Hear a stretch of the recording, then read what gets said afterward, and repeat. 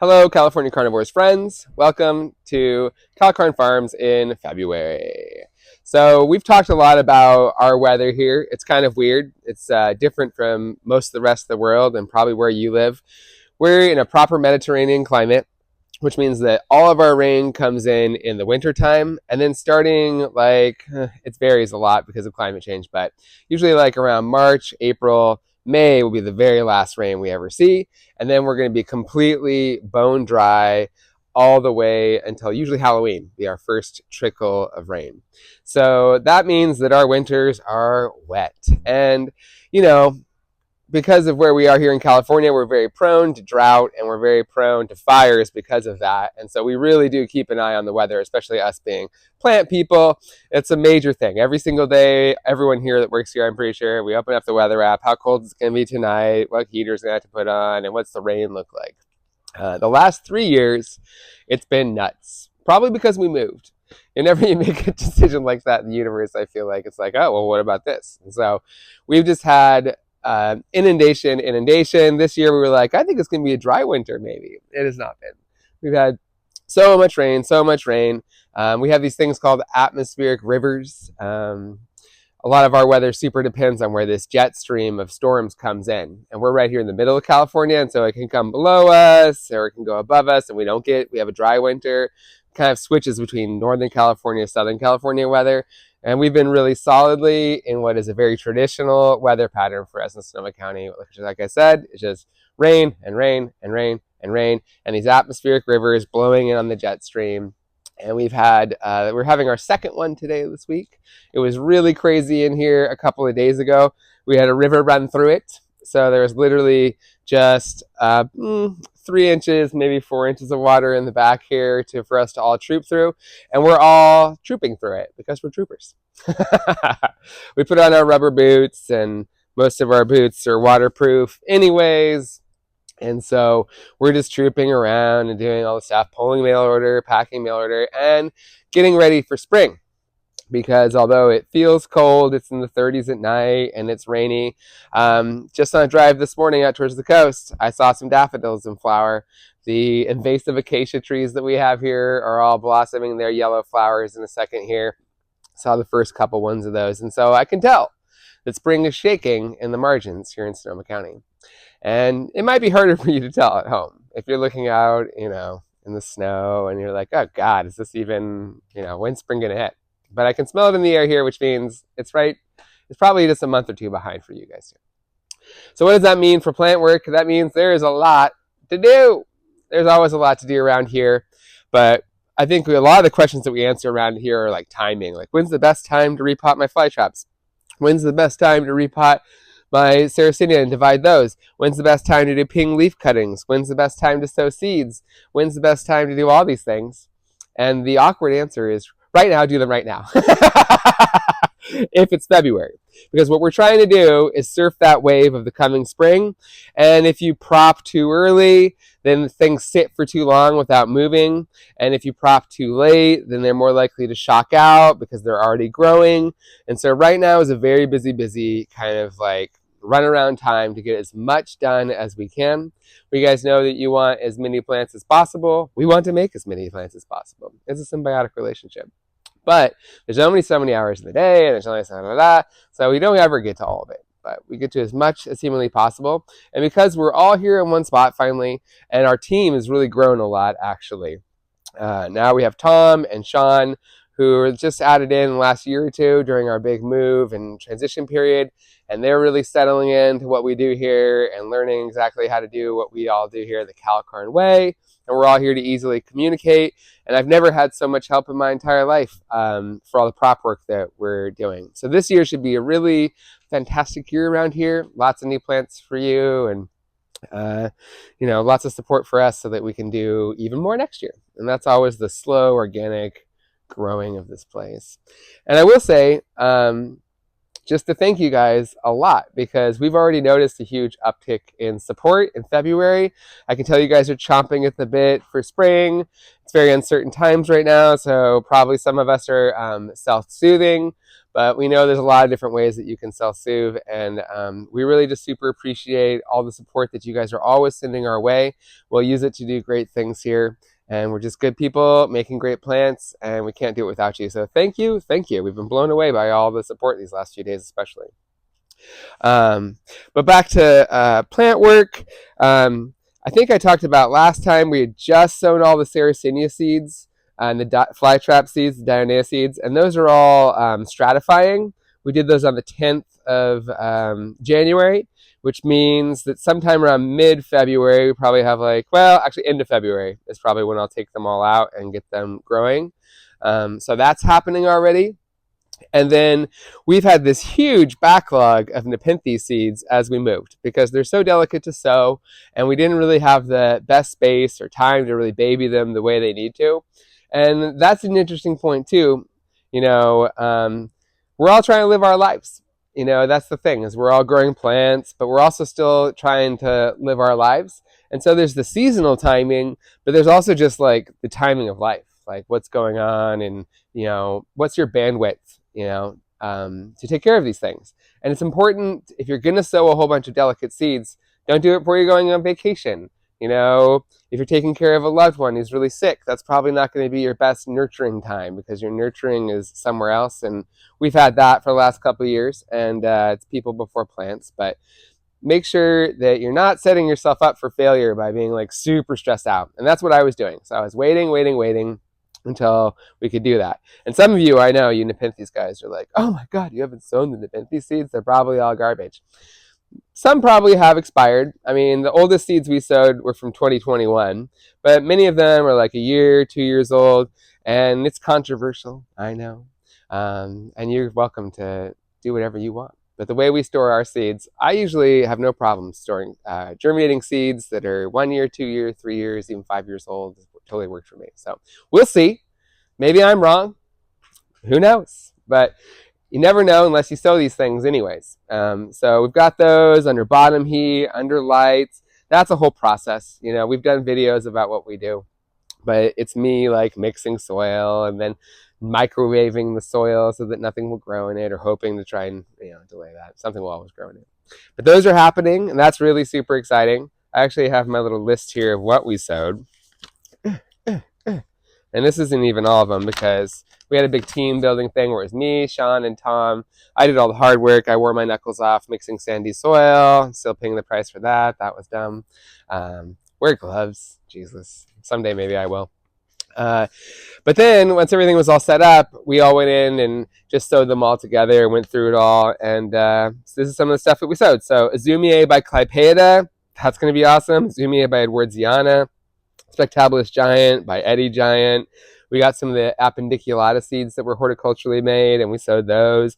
Azumia by Velosa, Peter D'Amato by Lowai, and Peter D'Amato by Fipiata. Those we're so insanely excited about because that's a bat cross with Lowai. So that's Lowai by Ventricosa by Lowai again. And what was so great about Peter D'Amato and made it so popular as a plant was basically a red Lowai that will grow for anyone because of the Ventricosa in there.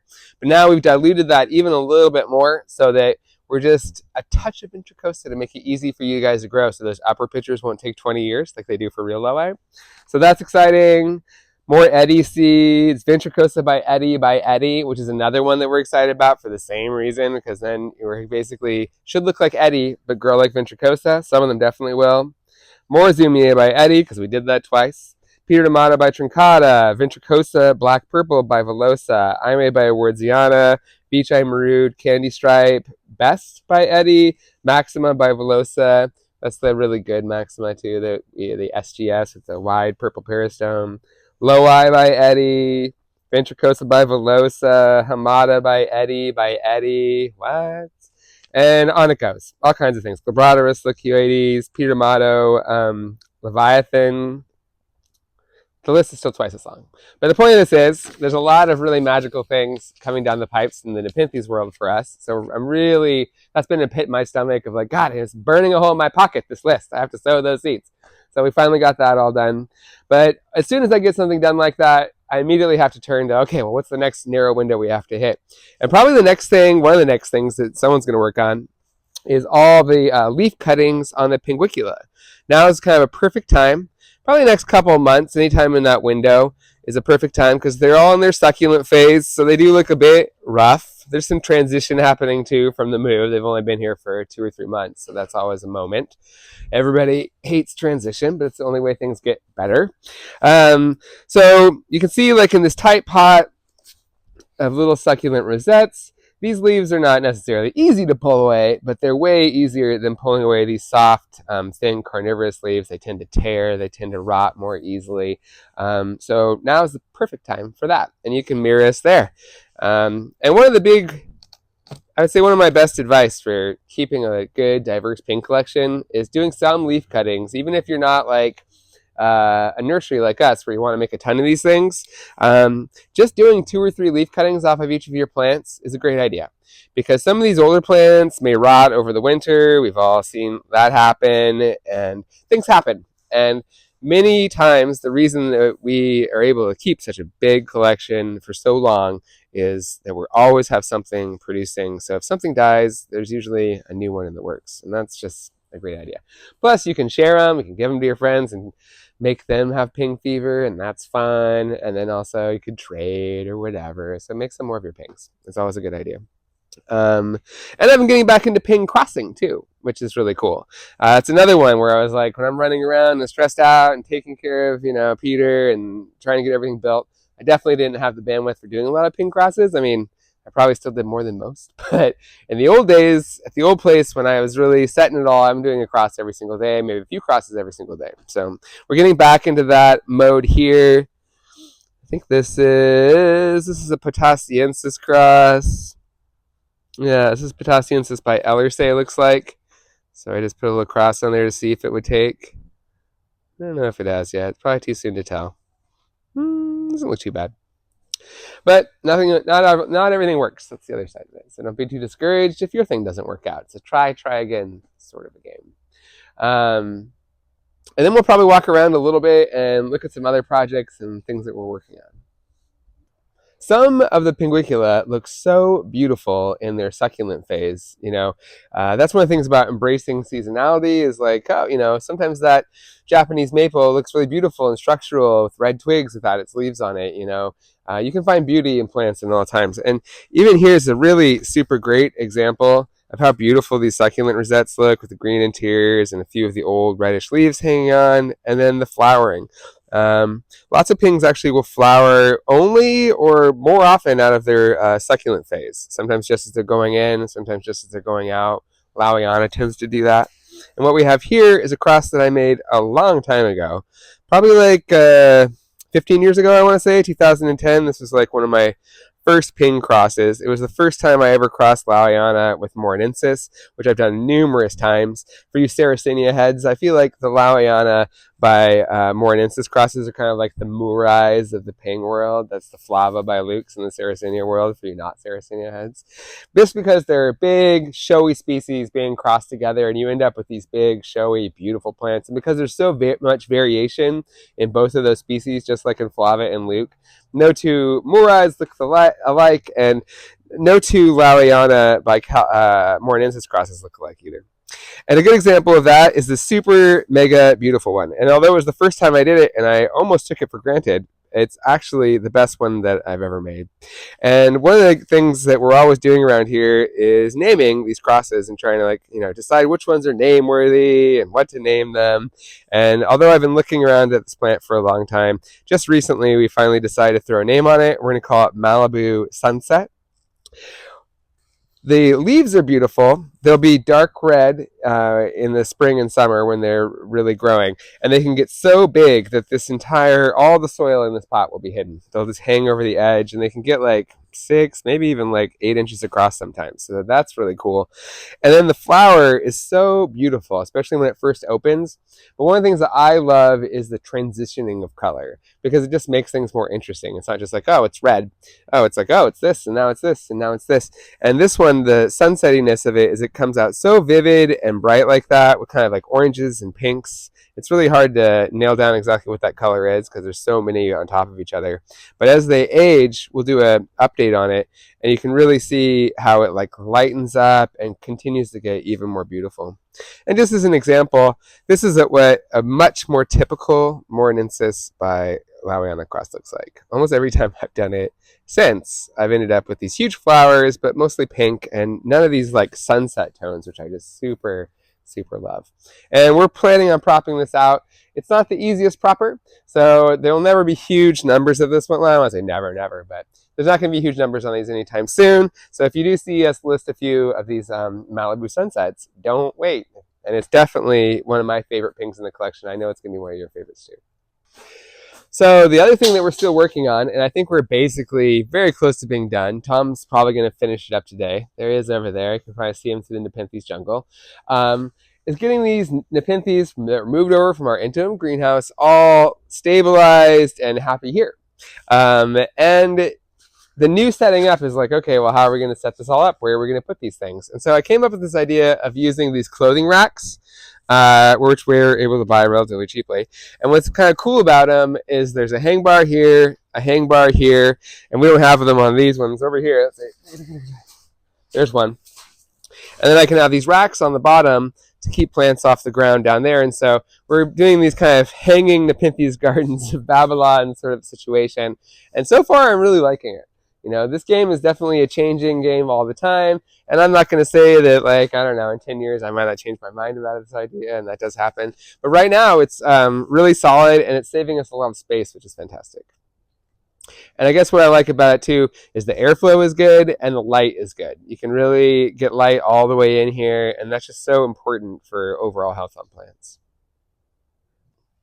If you followed me for a long time, then you know that my major obsession of carnivorous plants kind of moves around in sub-obsessions, if you will. The Venus flytrap obsession of 2013 and all these other things. Recently, it's been the kind of subtropical sundews of South Africa, specifically Drosera capensis. It's one of those plants I feel like, kind of like Nepenthes ventricosa is a similar plant like this, where I feel like because it was so common and prevalent very early on in the hobby, and they're easy to grow, there's this tendency to take them for granted, which I think is super wrong.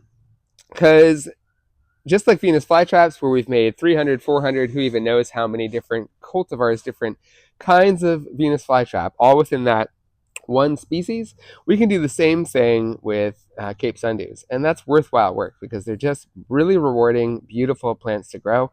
And I feel like if you can take some of your callous glasses off and some of your, like, you know, I've seen that 1,000 times off, you can really look at them and see how spectacular and fun to grow they are. And one of the things that's so nice about them too is, you know, the rest of the hobby is definitely littered with kind of some very difficult to grow plants, let's be real.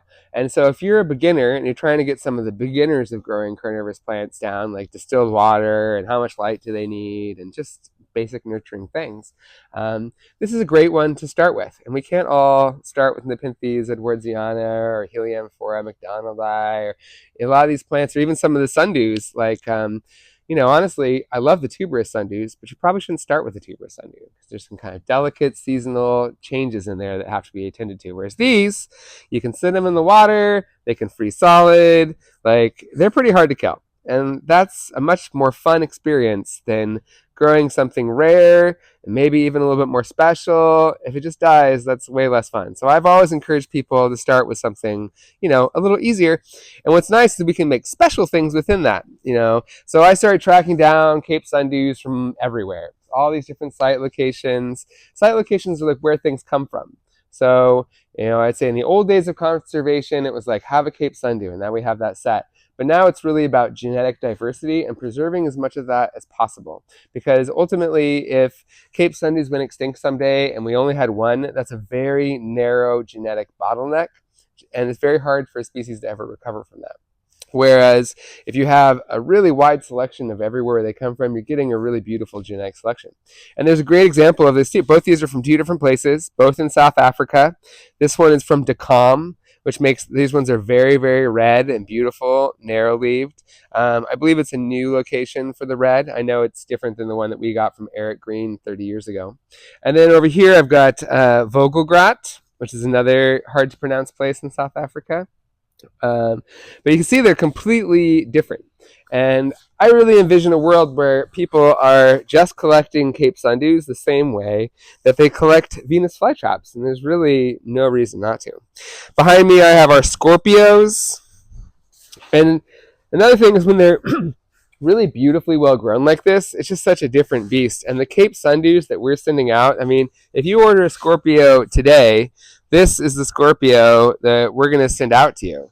And I can guarantee you that if you're ordering a Cape Sundew on Amazon or Etsy or from any other place, it is not going to show up like this. The beautiful, mossy little carpet and just as healthy as possible. And so much of plants is the momentum that they have. And if you buy a plant that has had most of the momentum knocked out of it from less than ideal care, it could take you months, a year, sometimes years with certain plants to bring that back into momentum zone. So when you're buying from us, you're buying a beautiful Cape Sundew with a lot of momentum, and you're going to feel like a wizard when it just takes off and flowers for you. So now I'm here in front of this big barrel of Sarracenia leucophylla. I mean, it doesn't look like much now, but that's kind of the whole point. This is a great time for us to cut these things back, pull them all apart. We took 1 million divisions off of this thing. I did a video about this previously. It's a beautiful leucophylla that I thought we had lost in the collection because it was just kind of looking scrummy in the shade. And then when I moved it in the sun, when we moved, I was like, oh my God, that's that plant. And so we're going to give that a cultivar name. I haven't quite decided yet, but we're going to give that a cultivar name, and so you'll be able to buy these too. Tell me what you're thinking about naming it so I can vote. Oh, well, I don't know. I mean, the one I'm kind of settling on is White Wedding. It's a really big leucophylla. It's like this tall with a wide open mouth, and then what's kind of spectacular about it is there's like the venation is very spaced apart, and so the windows are really big, and it just has this kind of wavy in the wind, beautiful look. So I was thinking about White Wedding. Let's see. That way, every time Tiffany pulls one, she can sing White Wedding in her head, which definitely happens around here. You gotta tell us what you think in the comments. Yeah, let us know if you like that one. If you don't, I don't know. There's been some other, like, Tom was thinking Moby Dick. I'm not so sure about that one. Anyways, it's always a little bit of a process before I settle in on a name. The fly traps are right over here. Well, actually, before I move on to fly traps, let's talk about water level, because I just noticed this. This is my old Sarracenia aureophila. We divided this last year, so we won't be dividing it again this year. There are some holes drilled in here, so the water can't get much deeper than this. But you can see this water is sitting well above the rhizome level. In a couple nights here, we'll get below 32, and that water could freeze, and that's totally fine. Here, that's totally fine. If you're living in Minnesota, it's going to be too cold, and you probably know that already. You've probably got it in the garage or something. If you're living in the deep south, like in Alabama, Florida, where it's just really, really wet, even all summer long, you might not be able to get away with as much water just because we don't ever really see rot here. Honestly, we could take this whole thing, bare root it, and put it in a bucket of water and leave it there for months. It's happened here all the time. They can get slimy and stuff in there, but very rarely, very, very rarely, and only after months and months and months of sitting in a bucket of water will rhizomes start to rot. They're really resistant to that. Of course, they evolved in a very wet place. They evolved in Alabama, probably. So they're certainly still there now. So don't worry so much about the water situation. And I think maybe Danielle will post it up there, but these tables, sometimes the drainage hole gets clogged, and I'll come out here. That's one of my other jobs in the wintertime is I walk around and make sure that the water isn't up on top of them. But it does happen. And they could be submerged for a night, 2 nights. If we don't get to it, maybe a week. I don't know. But I don't freak out about it too much. Don't freak out about that too much. Anyways, back to fly trap territory. Just as a quick update, they're still not looking like much. If you didn't transplant your Venus flytraps last year like we did, now is a good time to start laying into these, bare rooting them. These things would burn in their natural environment under ideal conditions. And obviously I can't set this on fire. So the best way to recreate that kind of rejuvenation of the soil and the clearing out of weeds, we don't have any weeds, but if you do, you can't burn them, so repotting them is the best thing like that. And we try to repot them like probably every couple of years, realistically. I don't think we're going to do it this year. So again, next year when we do them, definitely want to get those rhizomes in there for sale, because over these years, things that seem super available now may not be available as much in 5 years. I've seen that happen numerous times with numerous plants. So don't miss out once we put them up next year. Well, here we are at the Sarracenia tables again. I think I talked about last time about hopefully we'd have a bunch of these divided. We've done some dividing, like I said, but I didn't really have the heart to send everyone out here in the horrible cold rain that we've been getting. So we're a little bit, I don't want to say behind, but it's definitely time to start. So now is another good time to start cutting back all these old pictures, cleaning up, looking for any weeds that might be lurking in there. It's kind of hard to see what's growing at the base of these things. And so as I'm trimming them back, I'll pull any grasses that might have snuck in there, maybe the odd dandelion that blew in. But we are going to do a bunch of dividing of the collection plants, and so there will be a lot of new cultivars and new exciting things. And if you haven't started yours too, don't freak out. There's still time, but it's probably time to get out into the rain. I'm hoping for some sun next week.